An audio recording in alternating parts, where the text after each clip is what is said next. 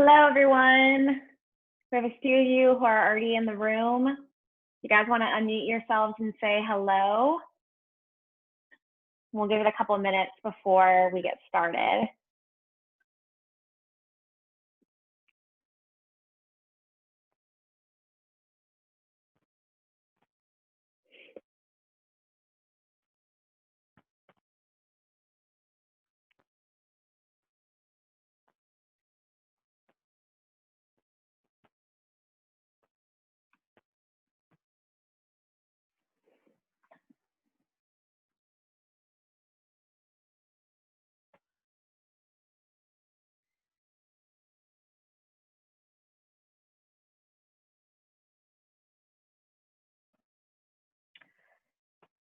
All right, guys, let's go ahead and get started. So thank you so much for joining me today. Today, we're going to talk about vitamins and supplements. And really the goal of today is to be able to educate you so that you can make informed decisions whenever you decide to purchase vitamins and supplements. The goal is not for me to push any vitamins or supplements on you. It's really just to educate you on what to know whenever you are selecting these vitamins and supplements, so that you can ensure that what you're putting into your body is the absolute best for you.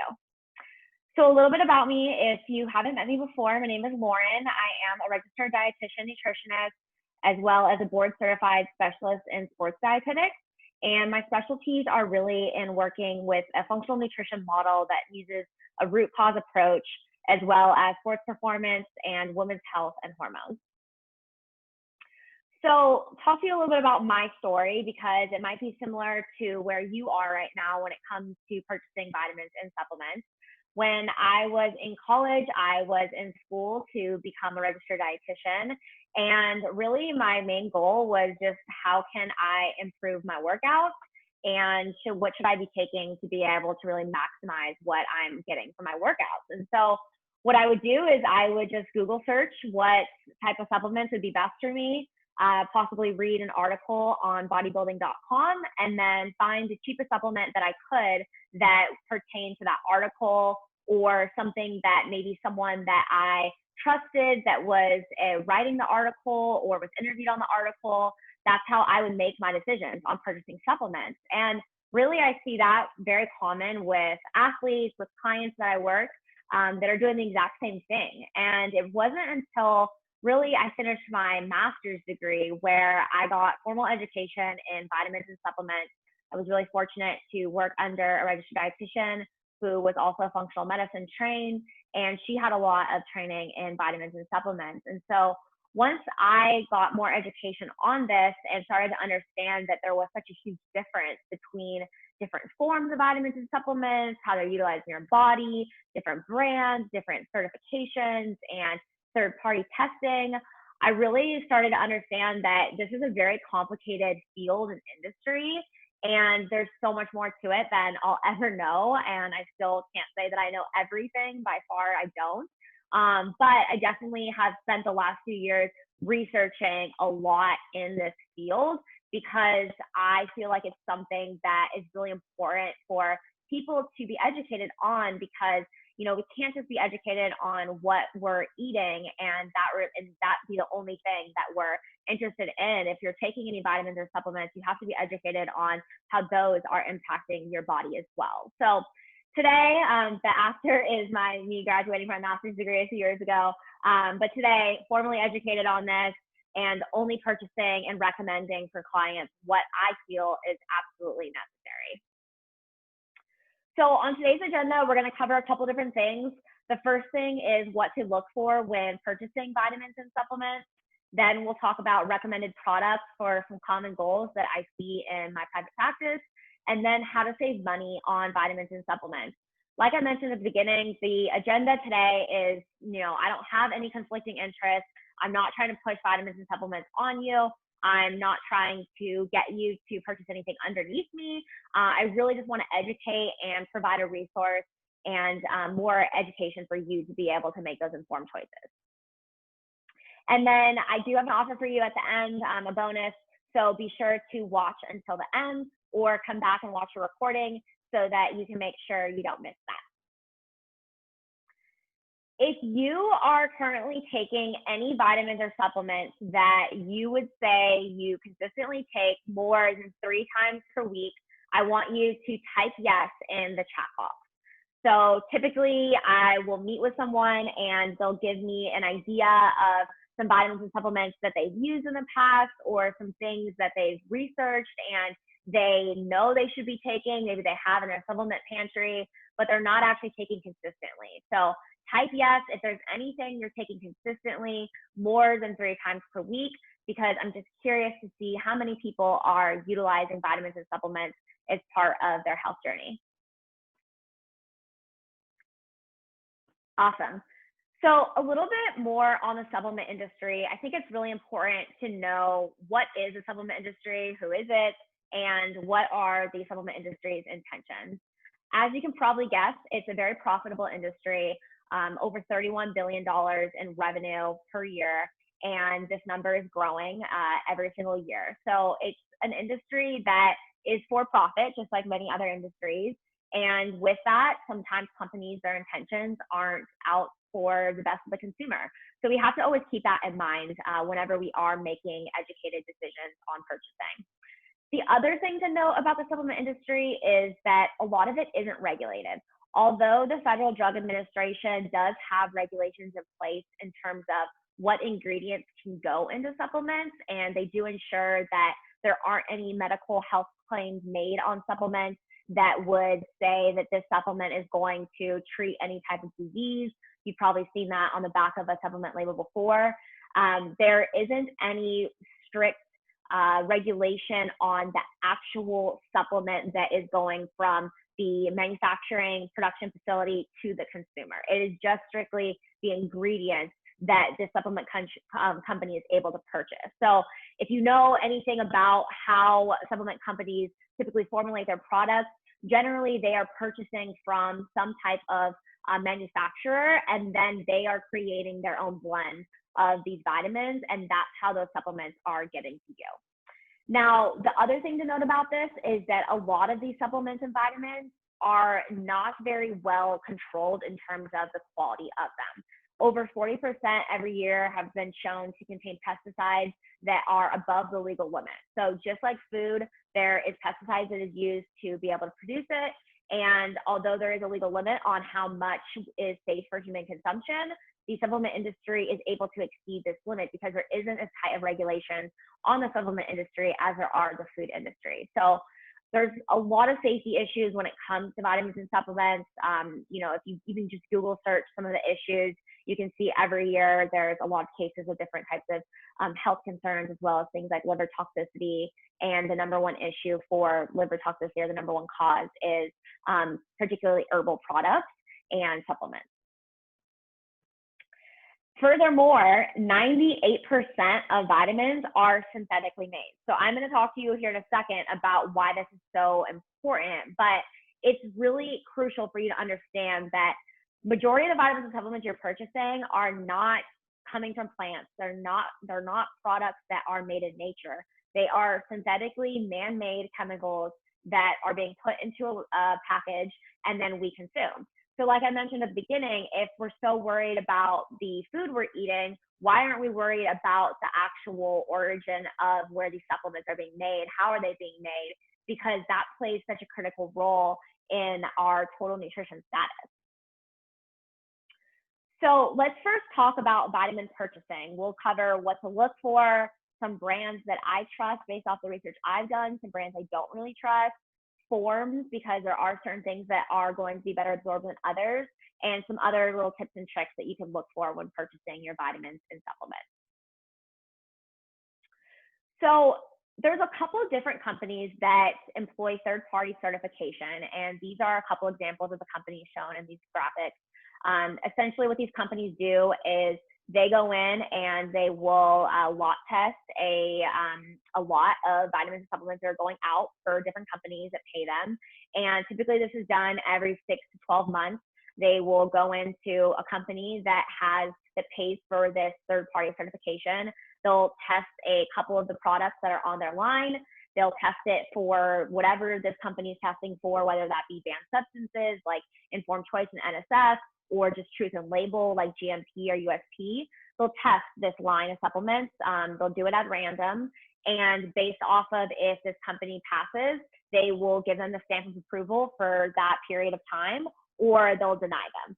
So this is a way for you to have more guarantee on the quality and the truth and label in your supplements, is by purchasing brands that do pay for this third-party certification. However, it's important to know that these are expensive for companies to purchase. NSF, for example, is about $10,000 to $15,000 per product. So they don't just go in and they are able to get the NSF for all of their supplement line. They have to do it for each individual product. And then they have to pay every single time the NSF comes in and checks their lot and recertifies it. So as you can see, a lot of companies that have these third-party certifications are companies that are more well off, that have more established lines.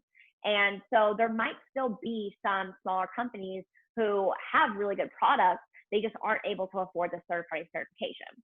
However, especially from my time working in sport and working with athletes still, it's really important that athletes do have some type of NSF or informed choice, because they are getting drug tested and those companies are ensuring that there is no tainted supplements that don't have any type of drug residue in them. So it is important for athletes. Every year there's cases of athletes who fail drug tests and it comes out that there was something that was tainted in a supplement they were taking. So really important for athletes. For the average consumer, probably not as important if they have something like the informed choice of the NSF, but it does always provide just an additional layer of security. I would always ensure that if they aren't athletes, they do at least have the USP and or the GMP, because those are just going to ensure that the quality and the truth and label is there. Now, the other thing to note is the delivery method. So with this, what I mean is, how is the company delivering these supplements to your door? So I posted today on Instagram something about why you shouldn't purchase from Amazon or drugstores. And the reason why I'm against this is because for Amazon, for example, they are able to have people like myself are able to create their own accounts on Amazon. And I could go in and I could use my practitioner discount, purchase these vitamins and supplements from a company, and then upsell them to make a margin on my Amazon account. And so when you go in and you search on Amazon creatine, it could come up a supplement that's from Thorne directly, or it could come up a supplement that I'm selling you from Thorne. So in that case, you just don't know what's happening in the middle, right? Whatever that middleman is doing. And that obviously poses a huge concern. And then add to that you don't have any assurance on how this is being delivered to you. So a lot of the really good brands that we'll cover here in a second, they have quality control from the second it leaves the warehouse to the time that it gets to your door, whereas some of your cheaper brands don't do that.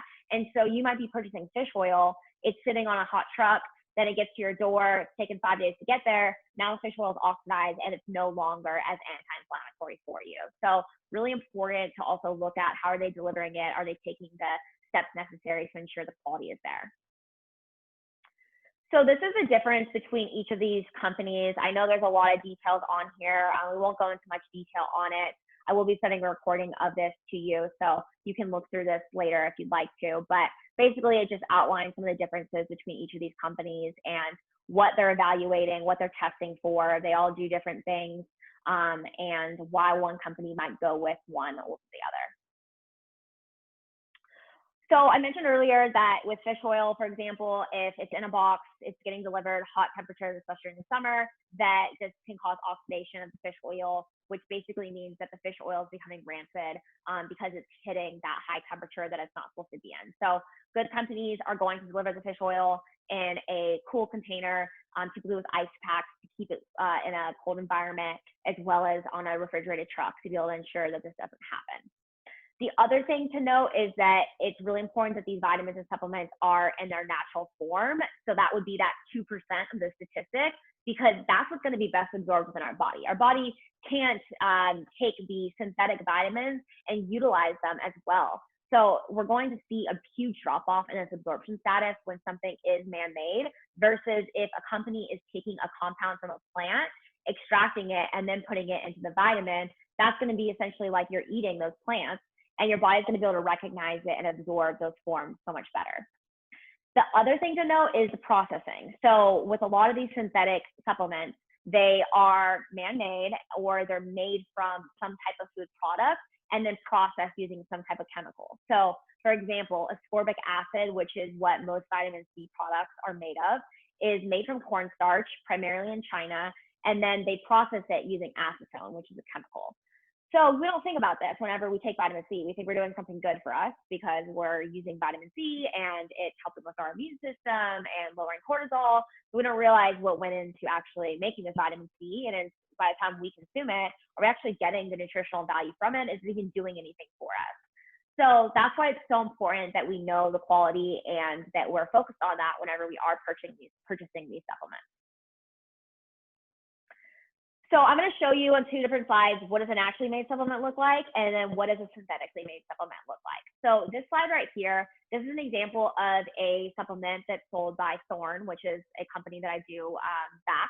And they are a good company in terms of they have very natural made supplements. You can tell this by just looking at what's in parentheses. And that's what I often do when I'm assessing a supplement label when someone brings it to me. One of the biggest signs is if you look at the B12, it says it has a methyl donor in front of the cobalamin. If it is a synthetic supplement, it'll have a cyano in front of the cobalamin. And this is going to eventually, the cyano is going to break off from the cobalamin once it goes into your body. And the cyano is basically a cyanide group. And so now you are going to have low levels of cyanide. Obviously, in low levels, not going to kill you, but not something we want to have in super high concentrations.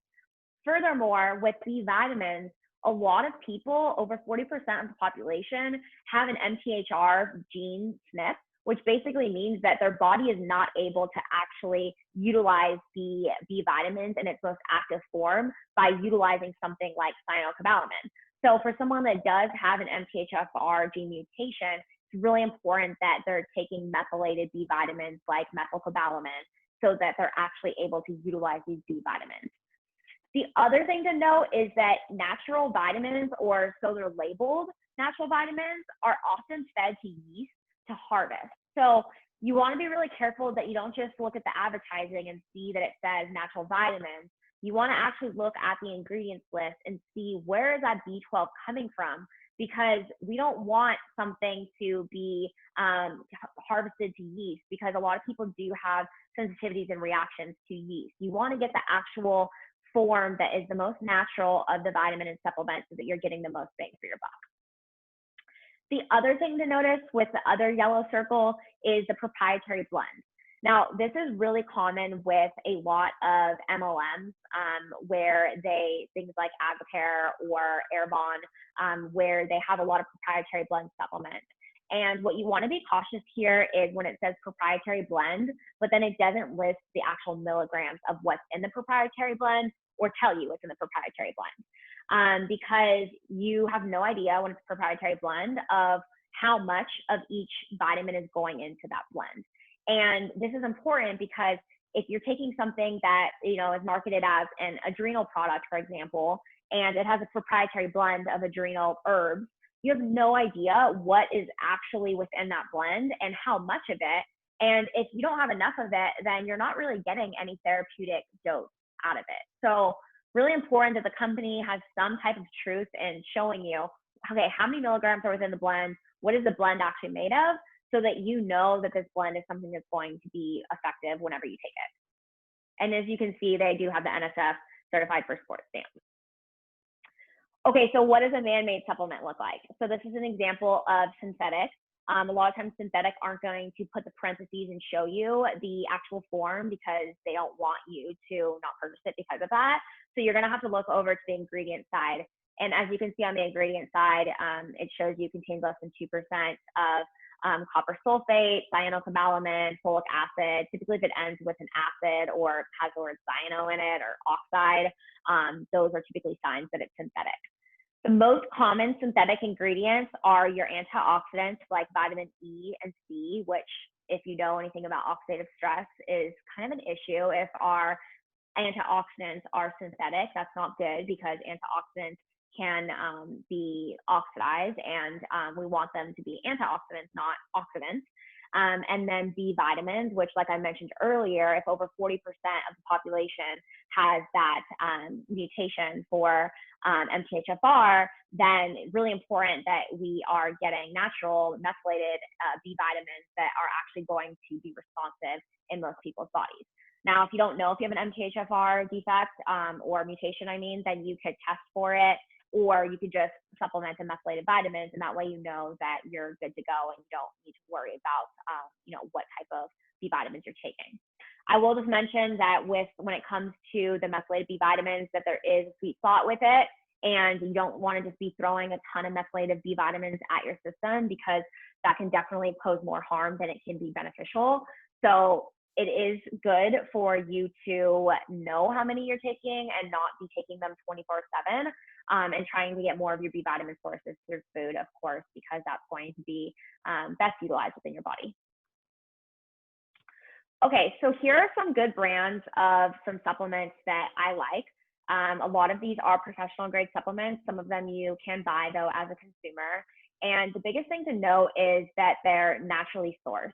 So most of these companies, or all of these companies, are sourcing their ingredients straight from the plant, straight from the herb, and then creating an extract of it essentially into a tincture, into a supplement for you.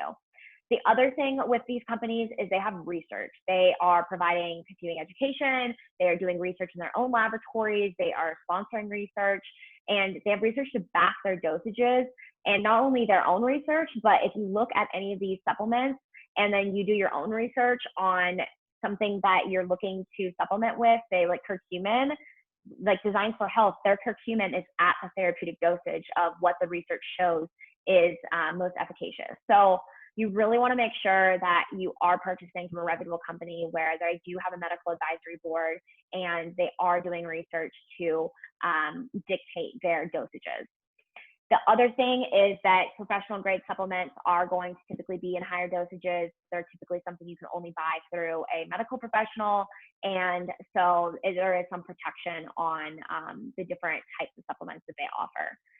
All these supplements as well have quality control standards, either USP, GMP, or some type of NSF, third-party certification, to ensure that their truth in label and their quality standards are meeting what they're saying they are. Some brands that I don't like, and this isn't to say that these brands won't ever turn things around and put more quality behind some of the supplements that they are producing. It's just what they are currently producing or what they have in the past. Most of these companies are creating supplements that have very synthetically made cheap vitamins.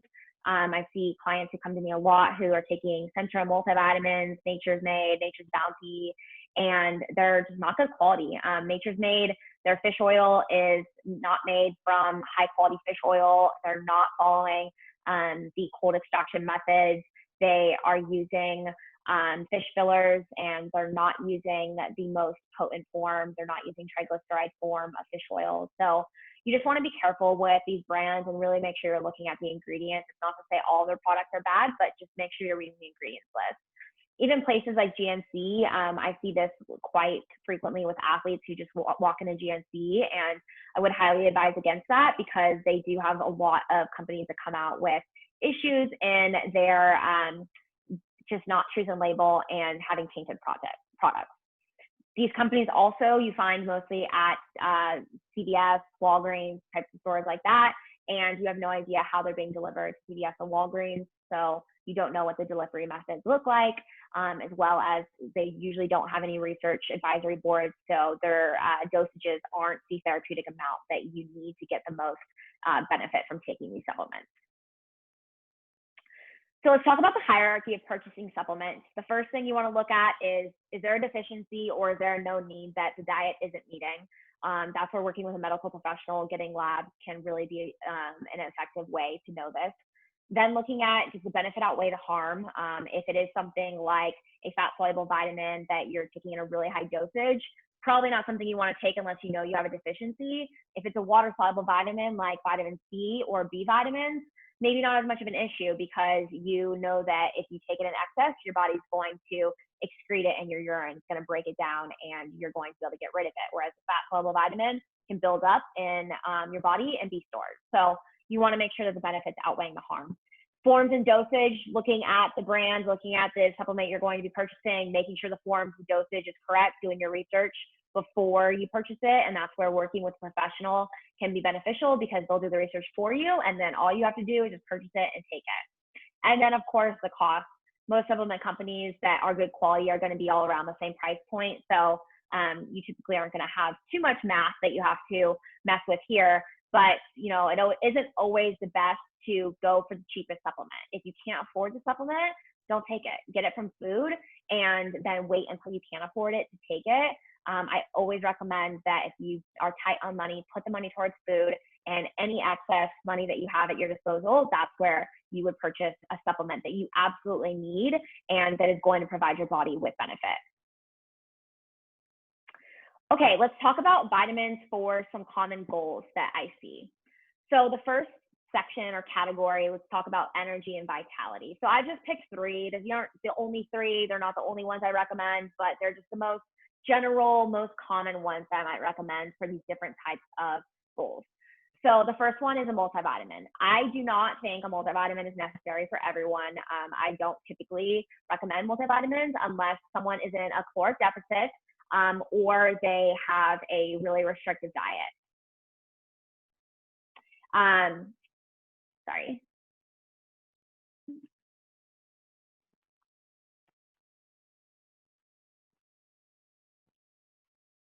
Sorry there, guys. If they're in a caloric deficit or they're following a really restrictive diet, have a history of eating disorders, something along those lines.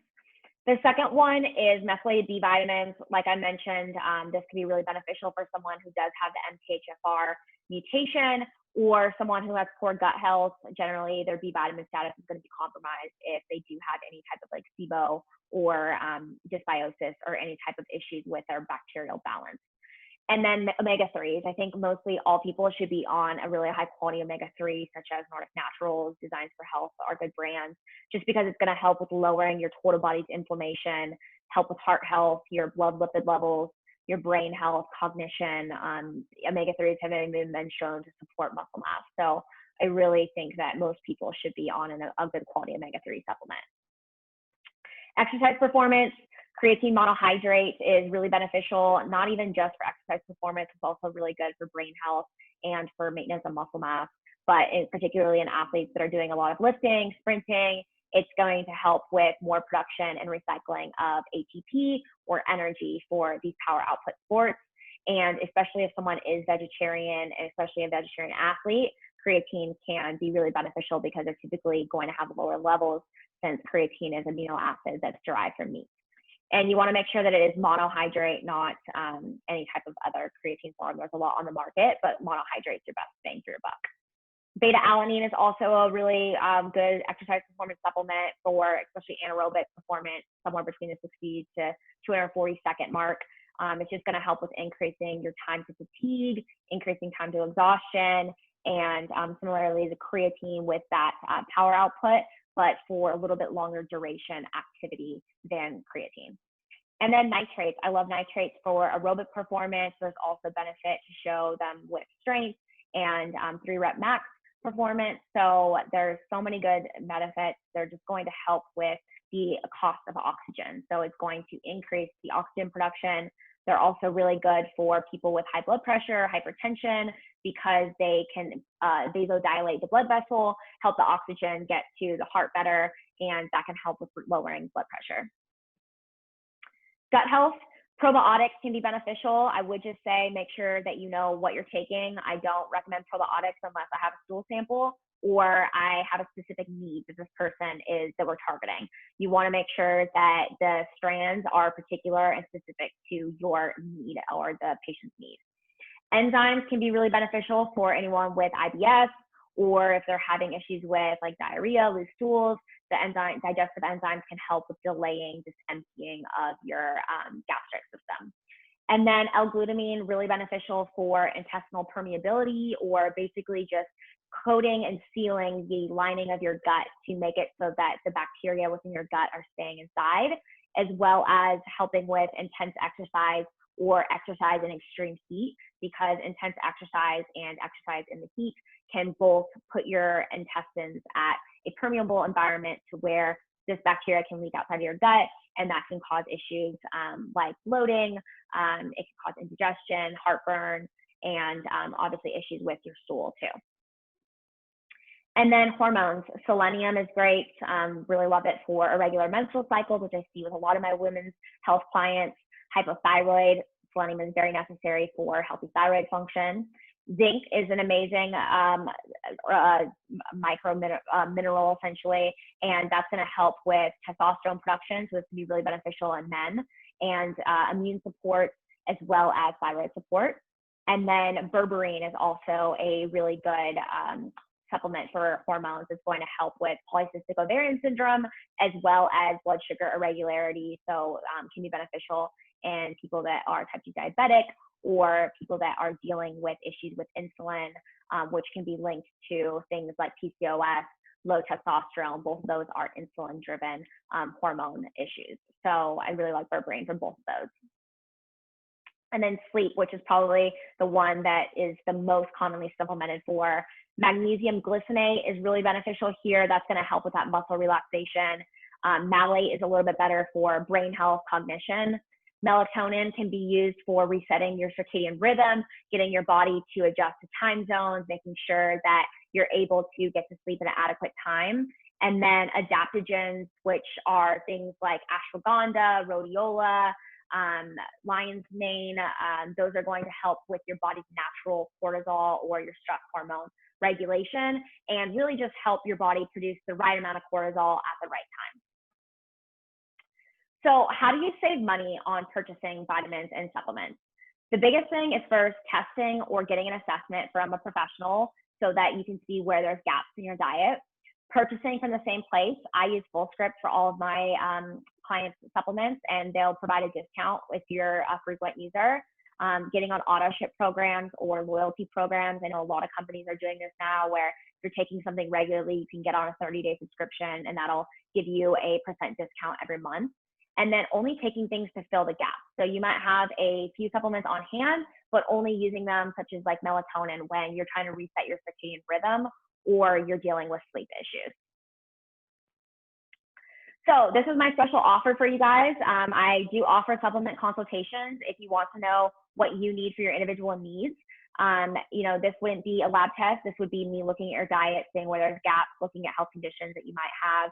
Typically, this is $59, and we would meet for 15 minutes. I would do a full diet assessment and provide you with your recommendations based off your schedule, your needs, and then you would also get a 30% off discount for life. So if you guys are interested in this, I'm going to send out a link following the class, and the code to get this discount is vitaminclass, and it's only going to be accessible for the next 2 weeks. So if you are interested, definitely take advantage of it. Like I mentioned earlier, my goal is not to upsell you on any supplements. It's only just to provide you with education and knowledge so that you have a more clear picture of exactly what you should be taking, because I really don't want people wasting money on supplements that they could be getting through food. And I want you to be taking things that are absolutely best for you and that are most beneficial to your health. So that's really the goal of the supplement consultation. So just to recap, the first thing is test or have your diet professionally assessed so you can see what you truly need. Secondly, know what you are putting into your body, both from food and supplements. Pick the right brands, forms, and dosage. Do your research on different brands. Look at some of the brands I recommended. And if there's anything that you are more drawn to, then do research and figure out, do you actually need it? Is there something it needs to be paired with? Is there a certain dosage that would be most optimal for you to be taking? And from there, that's how you can make those educated supplement decisions. Thank you guys so much for joining me today.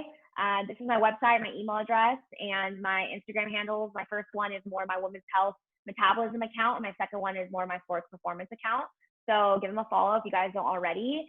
And if you guys have any questions, please feel free to reach out. You can expect an email later today with a recording of this and also with a code for the supplement consultation. I hope you guys have a great night. Thank you again.